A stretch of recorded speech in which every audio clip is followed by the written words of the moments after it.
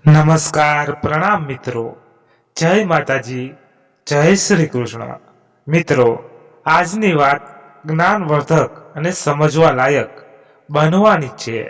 તો તમને નમ્ર વિનંતી છે કે છેલ્લે સુધી સાંભળશો. તો મિત્રો, આપણે નવી વાત લઈને હંમેશા આવીએ છીએ. એવી વાતો કે તમે ક્યારેય સાંભળી ન હોય, એવી નવી સત્ય ઘટના પર વાતો હંમેશા આપણે લાવતા રહીએ છીએ. તો મિત્રો, લાઈક અને તમારા અન્ય મિત્રો સાથે શેર કરવાનું ભૂલશો નહીં. તો ચાલો, તમારો વધારે સમય નથી બગાડવો અને વાતને શરૂ કરીએ. શાળા છૂટવાનો સમય થઈ ગયો હતો. રાધાબેન શાળાના દરવાજે મોનુને લેવા આવીને ઊભા હતા. ઘંટડી વાગી. બધા બાળકો દફતર ખંભે ભરાવી એક પછી એક ક્લાસરૂમમાંથી બહાર આવવા લાગ્યા. રાધાબેનની આંખો એ બધા યુનિફોર્મ પહેરેલા એક સરખા દેખાતા બાળકોમાં મોનુને આતુરતાથી શોધતી હતી. પણ આટલા બધા બાળકોમાં મોનુ નહીં દેખાયો. એટલે એ શાળાની અંદર જવાનો વિચાર કરતા હતા. ત્યાં જ સામેથી નાની નાની કરતો 5 વર્ષનો મોનુ આવીને રાધાબેનના ગળે વળગી ગયો ને રાધાબેને એને વહાલથી સાથી ચરસો ચાંપીને મીઠો ઠપકો આપતા હોય એમ કહ્યું, ક્યાં રહી ગયો તો? હું ક્યારની વાટ જોતી હતી. ને પછી બંને ગાડીમાં બેઠા. રાધાબેન ડ્રાઈવરને સૂચના આપતા કહ્યું, અમને ઘરે મૂકી તું સાહેબને બોલાવે છે, ઓફિસે તો જતો રહે છે. ડ્રાઈવર જી દાદીજી કહી ઘર ગાડી તરફ લીધી. મોનુ તો એની મોજમાં શાળાની એના દોસ્તની વાતો કરીએ જતો હતો. નાનીએ પૂછ્યું, બેટા નાસ્તો કર્યો? પણ એ સવાલ પર મોનુનું ધ્યાન જ નહોતું. એની નજર રસ્તામાં આવતા એક આલિશાન બંગલા પર ચોંટી ગયું. ગાડીની ગતિ સાથે બંગલો પણ પાછો છૂટતો જતો હતો. એ રાધાબેને જોયું ને મોનુનું ધ્યાન ત્યાંથી હટાવવાની નિષ્ફળ કોશિશ કરવા લાગ્યા.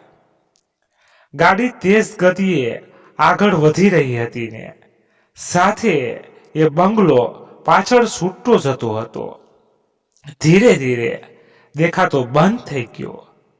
પણ મોનુ એકદમ માસૂમિયત ભર્યા અવાજ સાથે નાનીને પૂછી બેઠો, નાની, હું અને મમ્મી પપ્પા આ બંગલામાં ફરી કપરે સાથે રહેવા આવશું. રાધાબેને પાસે મોનુના સવાલનો કોઈ જવાબ નહોતો. એ તો બસ લાગણી ભરેલી નજરે મોનુને જોઈ રહ્યા, કંઈ જ બોલ્યા વગર. ને થોડી જ વારમાં ગાડી ઘર પાસે આવીને ઊભી રહી. રાધાબેન મોનુનો હાથ પકડી અંદર ઘરમાં ગયા ને ડ્રાઈવર મોનુનું દફતર ઘરમાં મૂકી સાહેબ બોલાવ્યો તો એટલે એને લેવા ઓફિસે ગયો. સુરેશભાઈ પણ આવી ગયા. ઓફિસથી રાધાબેનને મોનુને એનું ફોર્મ બદલાવવા એના રૂમમાં આવ્યા. મોનુ આમ તેમ દોડધાડ કરતા કરતા કપડાં બદલ્યા ને રાધાબેન ડાઇનિંગ ટેબલ પર જમવાનું તૈયાર કર્યું. સુરેશભાઈ, મોનુ ને રાધાબેન જમવા બેઠા. જમીને સુરેશભાઈ પાછા ઓફિસે ગયા. રાધાબેન મોનુને સુવરાવવા એના રૂમમાં ગયા. મોનુ આનાકાની કરતો હતો. રાધાબેનનો હાથ વાળમાં ફરતા ધીરે ધીરે સૂઈ ગયો. રાધાબેને પણ બહુ થાકી ગયા હતા. એક તો ઉંમરને એમાં હવે મોનુની જવાબદારી. દીકરીએ આપેલો આઘાતને રાધાબેનને માનસિક રીતે સાવ ભાંગી નાખ્યા હતા. સુરેશભાઈ પણ આવેલી જવાબદારીને ચૂપચાપ નિભાવતા જ હતા. કહવું પણ કોને? રાધાબેન મોનુને માથે હાથ ફેરવતા ફેરવતા આંખમાંથી આંસુની સાથે વીતેલા સમયનો પ્રવાહ પણ વહેવા લાગ્યો. સુરેશભાઈ અને રાધાબેન એને એક જ દીકરી સોની, એક દીકરી અને પૈસે ટકે ખૂબ સુખી એટલે ખૂબ લાડકોડમાં ઉછેરેલી. હર જીત હર માંગ સુરેશભાઈએ પૂરી કરતા ને સોની પણ ભણવામાં હોશિયાર. ઇંગ્લિશ મીડિયમમાં ભણે. 12મું ધોરણ પાસ કર્યું એટલે સોનીએ બરોડા ભણવા જવા કહ્યું. પપ્પા, મારે આગળ અભ્યાસ કરવા માટે બરોડા જવું છે. ઓકે બેટા, પણ તારે આગળ કયા વિષયોમાં ભણવું છે? કંઈ વિચાર્યું છે? સુરેશભાઈએ સોનીનો ભવિષ્યનો નિર્ણય જાણવાની ઈચ્છા સાથે પૂછ્યું. હા પપ્પા, મારે સીએ ચાર્ટ એકાઉન્ટનો અભ્યાસ કરી એમાં મારું કેરિયર બનાવવાની ઈચ્છા છે. સોની પોતાની ઈચ્છા જાહેર કરતા પપ્પાને બધી વાત કરી. સારું, આપણે એડમિશનની જે કંઈ પ્રોસેસ હોય એ કરવા અને પીજી રહેવા માટેનું ભાડું પર ઘરનું નક્કી કરવા રવિવારના જશું. અને સોની બધું નક્કી કરી આવ્યા ને 2 દિવસ પછી સોની બધો સામાન લઈને ગઈ. દીકરીને આમ એકલી મૂકતા રાધાબેનનો જીવ નહોતો માનતો, પણ ભણાવવું પણ જરૂરી હતું. કઈ મમતાની આડે દીકરીનું ભવિષ્ય ના બગાડાય.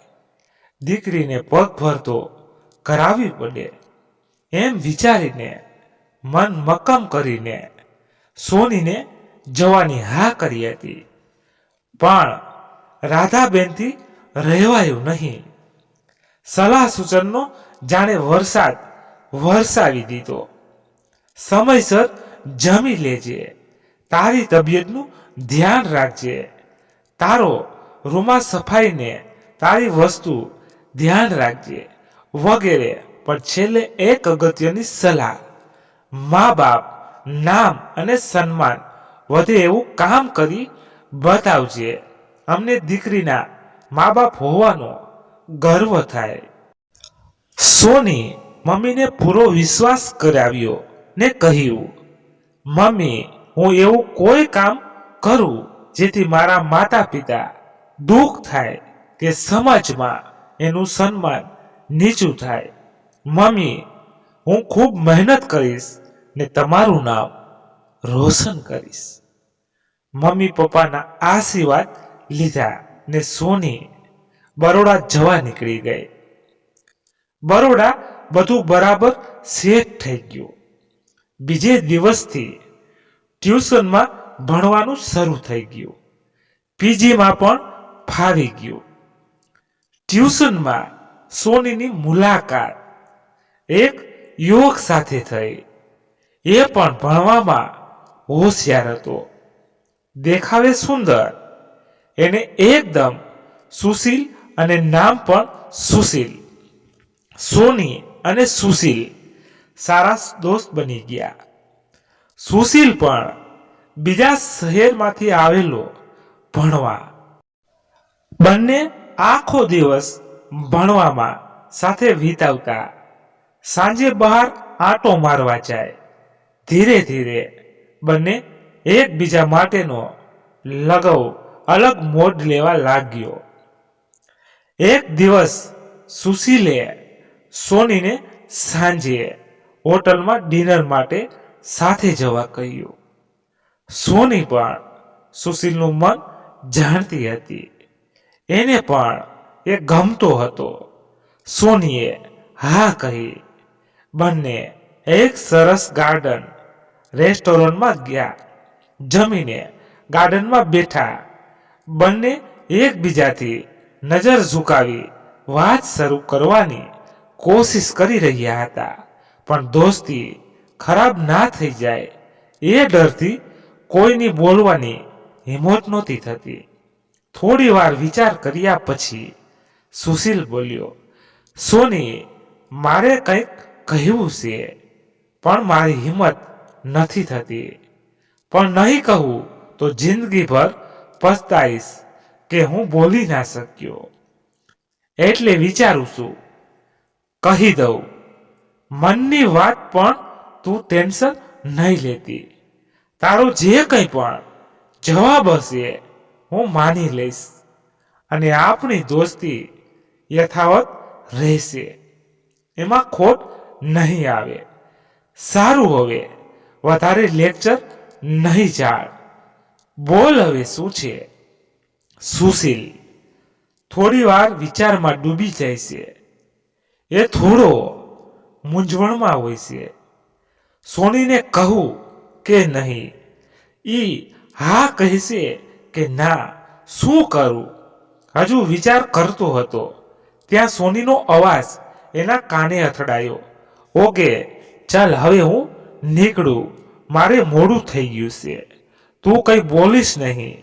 આખી જિંદગી વિચાર્યા કરજે એકલો બેઠો બેઠો. એમ કરી હસતી હસતી ઊભી થઈ. જતા જતા પાછળ ફરી કહેતી ગઈ, તારે જે કહેવું હોય વિચારીને કહેજે, હું જાઉં છું. કહીને સોની ઘરે જતી રહી. સુશીલ એને જતા જોઈ રહ્યો. એને ના રોકી શક્યો, ના કંઈ કહી શક્યો. જરા નિરાશ થઈ ગયો. સોની જતા જતા પાછળ ફરી હાથ ઊંચો કરી બાય કર્યું. સુશીલનું દિલ જોરથી ધડકવા લાગ્યું. થયું એકવાર દોડી એનો હાથ પકડી રોકી લઉં કે પ્લીઝ થોડી વાર રહી જા, મારી હિંમત ભેગી કરી લઉં. પણ એટલી હિંમત નહોતી સુશીલમાં. ને હાથ ઊંચો કરતા બસ એક સ્માઇલ કરી એટલું કહ્યું, પહોંચી મેસેજ કરજે. સોની પીછી પહોંચી, ફ્રેશ થઈ, પલંગ પર પડી. મમ્મી પપ્પા સાથે વાત કરી. આખા દિવસની બધી જ વાત મમ્મી સાથે કરે. આજ પણ બધું કહ્યું, પરંતુ એકલી સુશીલ સાથે ડિનર માટે ગઈ હતી એ કહેતા એની જીભ નહીં ઉપડી. મમ્મી પપ્પાને શાયદ એ વાત ના ગમે તો એ વિચાર સાથે ફોન ચાલુ જ હતો ને વચ્ચે મેસેજનો ટોન આવતો હતો. એ સમજી ગઈ સુશીલ છે. સોનીએ મમ્મી સાથે વાત પૂરી કરતા ફોન કટ કર્યો ને મેસેજ જોયો તો સુશીલના હતા. હાય, પહોંચી ગઈ. મારે જે કહેવું હતું એ આમાં લખી મોકલું છું. પ્લીઝ જવાબ આપજે, હા યા ના. જે જવાબ આપીશ હું સ્વીકાર કરી લઈશ અને ચિંતા નહીં કરતી. તારો જે પણ જવાબ હોય, આપણી દોસ્તીમાં ફેર નહીં આવે. નીચે લખ્યું હતું, હું તારી સાથે મારી પૂરી જિંદગી વિતાવવા ઈચ્છું છું. શું તને ગમશે મારી સાથે તારી પૂરી જિંદગી વિતાવવી? હું તારા જવાબની વાટ એક ફોન રિંગથી જોઈશ. તારે હા હોય તો એક રિંગ કરી કાપી નાખજે ફોન, અને ના હોય તો મેસેજ ડિલીટ કરી દેજે. આપણે જ્યારે કાલ ટ્યુશનમાં મળશું, આ વાત કંઈ થઈ નથી એવી રીતે જ મળશું. આટલું વાંચતા સોની ખુશ થઈ ગઈ. એને પણ આ જ ઈચ્છા હતી. એ ફોનને સાથી સરસો લગાડી મનમાં બબડી, યસ, હું પણ તારા આ જ સવાલની વાટ જોતી હતી. 1 મિનિટ કંઈ વિચાર કરી તરત જ સોનીએ રિંગ કરી ફોન કાપી નાખ્યો. સુશીલ પણ સામે ખૂબ ખુશ થયો. બંને સવાર જલ્દી થાય એને જલ્દી મળીએ એવી વાટ જોતા જોતા ક્યારે નીંદર આવી ગઈ ખબર જ ના પડી. અલાર્મ વાગ્યું. આ તો સોનીને બહુ જલ્દી ટ્યુશનમાં જવાની ઉતાવળ હતી. સુશીલને આજ એક નવા રૂપમાં મળવાનું હતું. સુશીલ પણ એક નવા મૂડ અને નવા રૂપમાં તૈયાર થયો ને ક્લાસના સમયે પહેલા જ આવી ગયો. એકબીજાને જોતા જ બંને શરમાઈને નજર ઝુકાવી ઊભા રહી ગયા. આંખોના ઈશારાથી જ જાણે ઘણી બધી વાત થઈ ગઈ. હવે એ રોજ સાંજે મળતા. સુશીલના આકર્ષણ અને એને પ્રેમમાં સોનીએ માને આપેલી પ્રોમિસ ભૂલવા લાગી.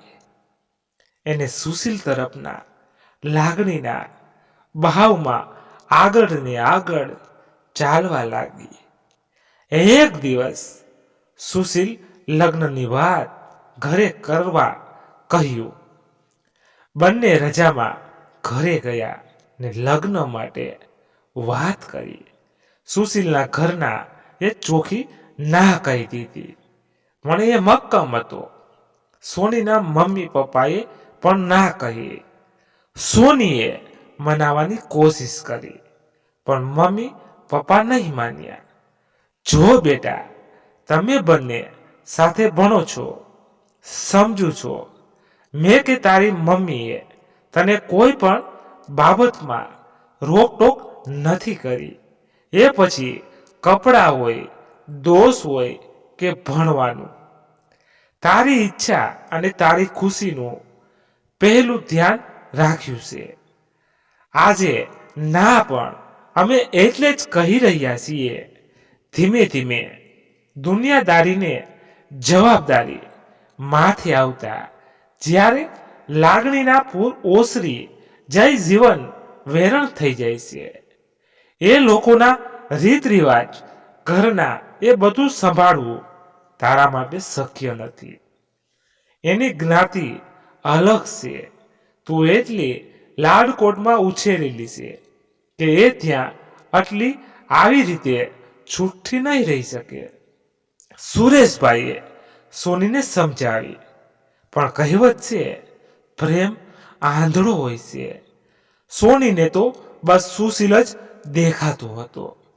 એટલે ત્યારે પપ્પાની વાતમાં હા કરીને રજાઓ પૂરી થતા બંને પાછા આવી ગયા બરોડા. એમ પણ હજુ બંનેને ભણવાનું પૂરું કરી પહેલા કેરિયર બનાવવું હતું. એટલે અત્યારે મમ્મી પપ્પાએ જે કહે માની લઈએ એવો વિચાર સાથે બંને પાછા પોતાના ભણવામાં ધ્યાન આપવા લાગ્યા. પણ મન નહોતું માનતું. મમ્મી પપ્પાની સલાહ થોડા દિવસ માની પાછા એકબીજાથી દૂર રહેવું અઘરું લાગવા માંડ્યું. એટલે હવે મમ્મી પપ્પાથી જૂઠ બોલી મળવાનું શરૂ કરી દીધું. સોનીના મમ્મી પપ્પા પણ શહેરમાં રહેવા આવી ગયા. એટલે સોની પીજીમાંથી ઘરે રહેવા જતી રહી. ભણવાના 3 વર્ષ પૂરા થયા. બંને સારા રેન્ક સાથે સીએ થઈ ગયા. સારી કંપનીમાં નોકરી મળી ગઈ. મમ્મી પપ્પાએ સમય વચ્ચે ઘણીવાર છોકરા જોવા માટે કહ્યું, પરંતુ સોનીને તો એ વાતમાં કોઈ રસ નહોતો. એને તો સુશીલ સાથે જ લગ્નનો નિર્ણય કરી લીધો હતો. બસ સારી નોકરી મળી ગઈ હતી. હવે બંને ઘરે લેવાની તૈયારી કરી રહ્યા હતા. ઘર મળી જાય, બધું સેટ કરી બંને લગ્ન કરી લે. આ બધું બંનેના પરિવારથી છાનું ચાલતું હતું. એટલે મમ્મી પપ્પાનું મન રાખવા ક્યારેય એકાદ છોકરો જોઈ લે ને પછી સામેથી ના આવે તો કોઈ સવાલ જવાબ રહેતો નહીં. અને સામેથી જો હા આવે તો સોની ગમે તે બહાનું કરી ના કરી દેતી. સોનીના મનમાં આવું હતું. ક્યારેક તો મમ્મી પપ્પા એની ખુશી માટે માની જશે. આમ ને આમ સોની અને સુશીલના છુપતા છુપાવતા 4 વર્ષ થઈ ગયા. એક દિવસે સુશીલે કહ્યું, શું લાગે છે સોની, તારા મમ્મી પપ્પા માનશે લગ્ન માટે? ના, મેં ઘણી કોશિશ કરી પણ મને નથી લાગતું કે મમ્મી પપ્પા માનશે. સોનીએ દુઃખી થઈ જવાબ આપ્યો, મને હવે મારા ઘરેથી મમ્મી પપ્પા ફોર્સ કરે છે લગ્ન માટે. શું કરવું છે આગળ? તું જે કહેશે હું તૈયાર છું કરવા. તું કહેશે અલગ થઈ જઈએ તો દુઃખ લાગશે પણ થઈ જશું અલગ, અને તું કહે તો કોર્ટ મેરેજ કરવા તૈયાર છું. જે થશે સાથે સામનો કરશું મળીને. હું કાલે જવાબ આપું કહી સોની દુઃખી થઈ વિચારમાં ગુમ થઈ ગઈ. એને મમ્મી પપ્પાને દુઃખ નહોતું પહોંચાડવું ને સુશીલથી પણ દૂર નહોતું રહેતું. સોની ઘરે ગઈ. આખી રાત એને નીંદ નહીં આવી. પડખા ઘસતા રહી. શું કરવું વિચાર મનમાંથી જતો નહોતો. સુશીલને પણ ક્યાં સુધી વાટ જોવરાવે. અંતે એક નિર્ણય કર્યો. આખી રાત જાગેલી, આંખો લાલ થઈ ગઈ હતી, પણ એક મક્કમ નિર્ણય કર્યા નો સંતોષ અને એ નિર્ણયના પરિણામોમાં વિચારનો વંટોળ સોનીના ચહેરા પર દેખાઈ આવતો હતો. એ ઓફિસે ગઈ. કામમાં મન વ્યસ્ત કરવાની કોશિશ કરવા લાગી. સુશીલ આ બધું માર્ક કરતો હતો. સુશીલનું મન પણ બેચેન હતું કે સોનીએ શું નિર્ણય કર્યો હશે. એ સોની પાસે આવીને ઊભો રહ્યો ને એને શાંત રહેવા કહ્યું. ચિંતા નહીં કરતી સોની, બધું ઠીક થઈ જશે. સોની ખાલી એટલું જ બોલી શકી, ક્યારે જવું છે કોર્ટમાં સાઇન કરવા? સુશીલે એ સાંભળી શાંતિ થઈ, કારણ કે એ પણ સોનીને ખોઈને રહેવા નહોતો ઈચ્છતો. બંને સાંજે વકીલ પાસે ગયા. કાગળની તૈયારી કરવા કહ્યું ને સારો દિવસ જોઈ લગ્ન કરી લીધા. રાધાબેન ક્યારના ગેલેરીમાં ઊભા સોનીની વાટ રોવે. રોજ તો અત્યારે આવી જાય છે, આજ કેમ મોડું થયું હશે? ફોન પણ બંધ આવે છે, ક્યાં ગઈ હશે? ચિંતામાં આમ તેમ આટા મારતા સુરેશભાઈને ફોન કર્યો. હલો સોની, હજુ સુધી ઘરે નથી આવી. તમે જુઓ ને, એની ઓફિસે હજુ વાત ચાલુ હતી ત્યાં જ ડોરબેલ વાગ્યો. એટલે રાધાબેને કહ્યું, આવી ગઈ લાગે છે, હમણાં કરું તમને ફોન. એમ કરી ફોન મૂકી દરવાજો ખોલ્યો. સામે સોની 1 મિનિટ માટે તો હાસ કરી સવારનો વરસાદ વરસાવ્યો. ક્યાં હતી? ક્યારની ફોન કરું છું બોલી આગળ ચલવા લાગ્યા. પણ સોની બહાર જ ઊભી રહી. રાધાબેને પાછળ ફરી જોયું. એ ત્યાં જ ઊભી હતી. એટલે રાધાબેનને ચિંતાની સાથે કંઈક અજુગતું બન્યું હોવાની શંકા ગઈ. એટલે એ પાછા દરવાજા તરફ આવ્યા ને સોનીને નિરખીને જોવા લાગ્યા, જાણે પહેલેથી જ વાર જોતા હોય. રાધાબેને સોનીની નજીક આવતા સોની રાધાબેનને ગળે વળગી, સોરી મમ્મી, મેં બહુ કોશિશ કરી, પણ સુશીલથી દૂર રહેવું શક્ય નહોતું. અમે આજ કોર્ટ મેરેજ કરી લીધા. આટલું બોલતા રડવા લાગી. રાધાબેન તો અવાક થઈ ગયા. શું બોલવું એને કંઈ સૂઝ્યું નહીં. એટલે એને સુરેશભાઈને ફોન કરી ઘરે આવવા કહ્યું. મારી તબિયત સારી નથી, તો તમે ઘરે આવી જાઓ. જાજુ બોલી ના શક્યા ને ફોન મૂકી દીધો. સોની અને સુશીલને ઘરમાં બેસાડ્યા, પાણી આપ્યું, પણ રાધાબેનના ચહેરા પર નારાજગી અને દુઃખ હતું. આંખોમાંથી પાણી વહી જતા હતા.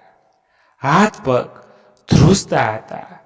સમજાતું નહોતું કે સુરેશભાઈનું રિએક્શન શું હશે. રાધાબેનના મનમાં વંટોળ ચાલતો હતો ત્યાં સુરેશભાઈ આવી ગયા. એમણે સોનીના ગળાનું મંગલસૂત્ર અને માથા ઉપરનો સિંદૂર સાથે સુશીલને જોયો. એ બધી પરિસ્થિતિ સમજી ગયા.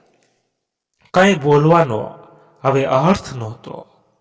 પોતાની બધી જ વરાળ, ગુસ્સો મનમાં દબાવી આશીર્વાદ આપ્યા દીકરીને અને ત્યાં જ ભાંગી પડી બેસી ગયા. રાધાબેનને પણ શાંત રહેવા કહી એના રૂમમાં જતા રહ્યા. સોનીને જાતા જોઈ રાધાબેન ખૂબ રડ્યા.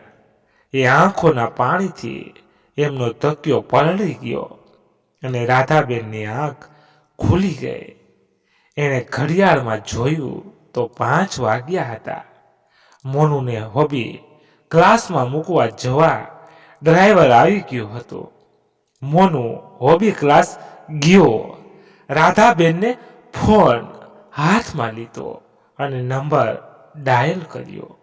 સામેથી, હલો મમ્મી, કેમ છો? મોનુ શું કરે છે? સોનીએ ફોન ઉપાડતા જ સવાલ કર્યા.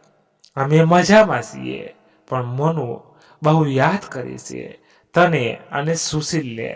બેટા, ક્યારે તો ટાઈમ કાઢી મળી જા.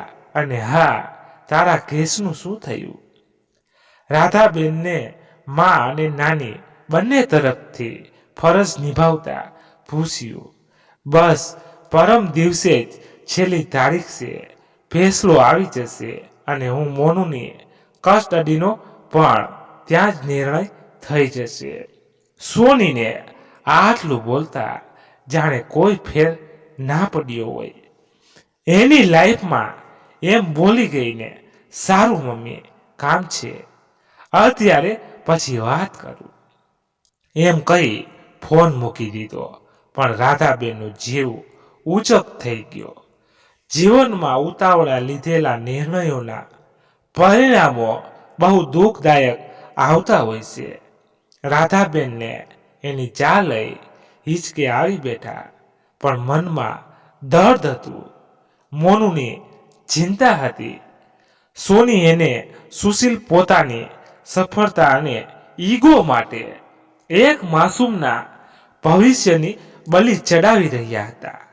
સફળતા એને ઈગો પાછળ આટલા અંત થઈ ગયા હતા કે સફળતા અને અભિમાનના નશામાં પોતાનું જીવન તો નષ્ટ કરી જ રહ્યા છે.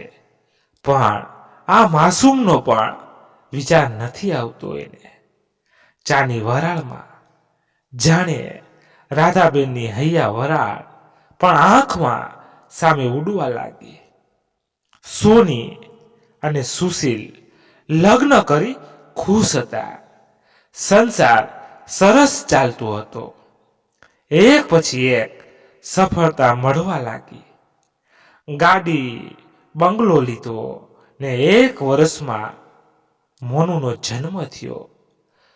બધું બરાબર ચાલતું હતું, પણ જાણે એમના સુખી સંસારને કોઈની નજર લાગી ગઈ. બંનેની આવડત બંનેની દુશ્મન બની. ઓફિસમાં સુશીલને સોનીના અંડરમાં કામ કરવામાં આવ્યું. સોનીને પ્રમોશન મળ્યું એ સ્વાભાવિક વાત છે. કોઈ પુરુષને એક જ ઓફિસ પોતાની પત્નીના હાથ નીચે કામ કરવું અસહ્ય થાય. એટલે સુશીલનો મેન ઈગો હર્ટ થયો. સોની પણ પોતાની મહેનત અને આવડતથી મેળવેલું પદ છોડવા તૈયાર નહોતી. ઘરમાં કોઈ ને કોઈ નજીવા કારણથી ઝઘડા વધવા લાગ્યા. ક્યારેક મોનુની જવાબદારીને લઈને તો ક્યારેક કામના થાક અને ટોપ પર રહેવાની હોડના લીધે એટલી હદે પહોંચી ગયા કે વાત છૂટાછેડા સુધી આવી ગઈ.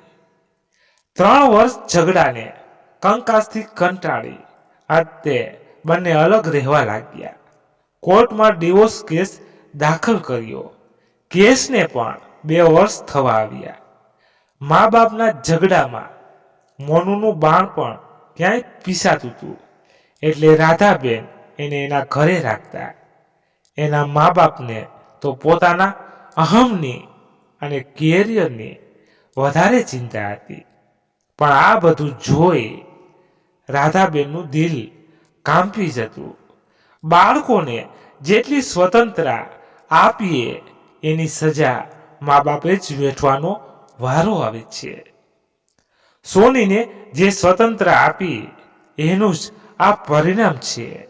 ક્યારેક તો રાધાબેન આ મુદ્દો લઈને સુરેશભાઈ સાથે રકઝક કરી બેસતા ને કહેતા, આ બધા તમારા લાડકોડના જ પરિણામ છે. સુરેશભાઈને તો આ બધા આઘાતે જાણે જીભ જ છીનવી લીધી હતી. કંઈ પણ બોલ્યા વગર રાધાબેનને લાગણીની ચિંતાને ઉભરો ઠાલવી મન હલકું કરી લેવા દેતા અને પોતે એ દર્દનો ઘૂંટ ગળી જઈ શાંત રહેતા. આમને આમ એક દિવસ જતો રહ્યો. આજ હવે કોર્ટનો ફેસલાનો દિવસ હતો. સોની કોર્ટ પહોંચી એના વકીલ સાથે કેસ બાબત થોડી ચર્ચા કરી. થોડી વારમાં સુશીલને એના મમ્મી પપ્પા આવ્યા. સોનીએ એ જોયું પણ નહીં. જોયું કરી પાછી વકીલ સાથે વાતોમાં લાગી ગઈ. સુશીલે પણ સોની સામે જોવાનું ટાળતો હોય એવો દેખાવ કર્યો. એક સમય એવો હતો જ્યારે બંને એકબીજાને જોયા કે એકબીજા સાથે બોલ્યા વગર 1 કલાક ના કાઢી શકતા. એ આજ એકબીજાની સામું જોવાનું પણ ટાળતા હતા. રાધાબેન અને સુરેશભાઈ પણ મોનુને લઈને આવી ગયા. સોની અને સુશીલ મોનુને જોઈ એને મળવા એની તરફ દોડ્યા ને મોનુ પણ મમ્મી પપ્પા કહી સામો દોડ્યો. સુશીલ મોનુને તેડી લીધો. મોનુએ સુશીલને એક માસુમિયત ભર્યો સવાલ કર્યો, પપ્પા, આજથી હું અને તમે અને મમ્મી બધા સાથે રહીશું. આ સવાલથી સુશીલનું મન ભરાઈ ગયું. આંખમાં પાણી ભરાઈ આવ્યા. ના સમજ મોનુને કેમ પરિસ્થિતિ સમજાવી કઈ સમજાતું નહીં. બસ ખાલી મોનુને ગળે વળગી ખાલી હમકાર કર્યો. કોર્ટમાં કાર્યવાહી શરૂ થઈ. બંનેના વકીલોની દલીલ ચાલી. એકબીજા ઉપર આક્ષેપ ચાલ્યા ને અંતે ડિવોર્સ પેપર પર બંનેએ સાઇન કરી. હવે સવાલ મોનુની કસ્ટડીનો હતો. જજે મોનુને પૂછ્યું, તારે કોની સાથે રહેવું છે બેટા? મોનુ રડવા લાગ્યો. એ કોઈ જવાબ આપવાની સ્થિતિમાં નહોતો. એટલે જજે સુશીલને પૂછ્યું, તમારી શું ઈચ્છા છે? મેં સુશીલ પોતાની પરિસ્થિતિ જણાવતા કહ્યું, મને બાળક સાચવવાનું ના ફાવે અને મમ્મી પપ્પા ગામડે રહે એટલે એમને પણ ના ફાવે એમ કહી મોનુની કસ્ટડી લેવા માટે ના કરી દીધી. એટલે જજે સોનીને પૂછ્યું, તમે મોનુની કસ્ટડી લેવા તૈયાર છો? આમ પણ માનો હક અને ફરજ બંને છે. સુશીલ તરફથી મોનુનો ખર્ચો પણ આપી દેવામાં આવશે. પરંતુ સોનીનો જવાબ સાંભળી કોર્ટમાં બેઠેલા બધા જ દંગ રહી ગયા. સોનીએ કહ્યું, મારા માટે પણ બાળક સાચવવું પોસિબલ નથી. હું જોબ કરું છું, મને સમય ના રહે અને બાળક માટે હું બધાય ના શકું. મારી સ્વતંત્રતા છીનવાઈ જાય.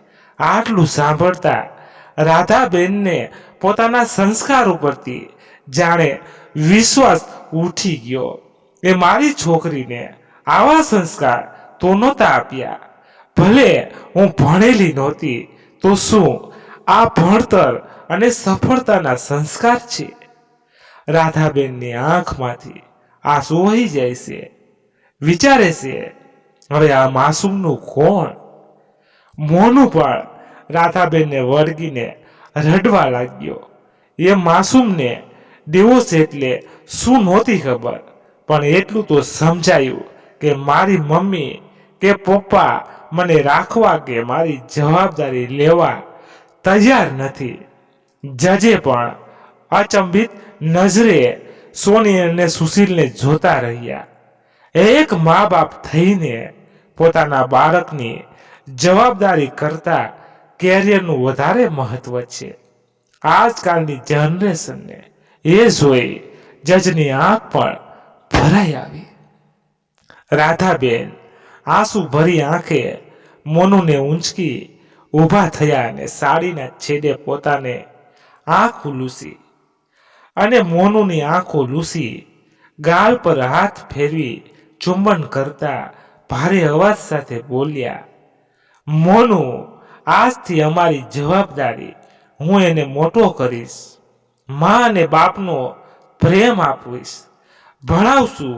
અને મોનુ રાધાબેનને વળગી રડવા લાગ્યો. સોની નિર્લજ અવાજે એટલું જ બોલી, થેન્ક યુ મમ્મી.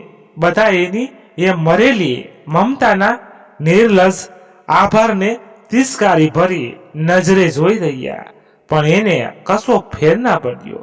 એ તો આગળથી પોતાના વાળની લટ સરખી કરતી ખંભે પર્સ લઈ કોર્ટમાંથી બહાર નીકળી ગઈ. રાધાબેન અને સુરેશભાઈ મોનુને લઈને ગાડીમાં બેઠા અને ઘરે જવા નીકળ્યા. ત્રણેય ઉદાસ હતા. કોઈ પાસે જાણે શબ્દો જ નહોતા બોલવા માટે. ગાડી ધીરે ધીરે ઘર તરફ આગળ વધતી હતી. મોનુ બારી બહાર જોતો હતો. દૂરથી પેલો બંગલો દેખાયો. આજ પણ મોનુ એ કોઈ સવાલ કર્યો. એક પીડતા આવી ગઈ હોય જાણે. ગાડી બંગલા પાસેથી પસાર થતા મોનુએ રાધાબેન સામે નિરાશા ભરી નજર નાખી અને કોઈ સવાલ વગર કેટલાય સવાલ મનમાં દબાવી બેસી ગયો અને ગાડી આગળ નીકળી જાય છે. ધીરે ધીરે બંગલો દેખાતો બંધ થઈ ગયો, પણ એ બંગલો મોનુની સાથે એના દિલમાં હંમેશા માટે એક યાદ બની આવી ગયો. આજની ભણેલી ગણેલી અને સમજદાર પેઢીને રાધાબેનની એક વિનંતી છે, તમે સમજદાર છો પણ સંબંધોને તમારા ભણતર અને કેરિયર સાથે નહીં તોલો. ફરી કોઈનું માસૂમનું ભવિષ્ય તમારી સફળતાની આગમાંના હોમાઈ જાય. મિત્રો, આજની વાત અહીંયા જ સંપૂર્ણ થઈ. મિત્રો, આશા રાખું છું તમને ગમી હશે. મિત્રો, તમને આજની વાતમાંથી જરૂર કંઈક શીખ મળી હશે અથવા તો તમને સાંભળવાની મજા આવી હશે. તો અમે ઘણી મહેનત કરી આવી ઘટનાઓ તમારી માટે હંમેશા લાવતા રહીએ છીએ અને તમારો સાથ રહેશે તો અમે આગળ પણ લાવતા રહીશું.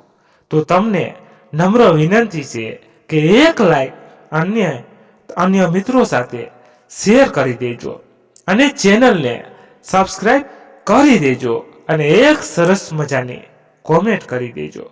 બસ આટલું કરતા આવો એટલે અમને વાર્તા લાવવામાં આનંદ મળે અને મારાથી કોઈ ખોટું બોલાઈ ગયું હોય તો હું માફી માંગુ છું.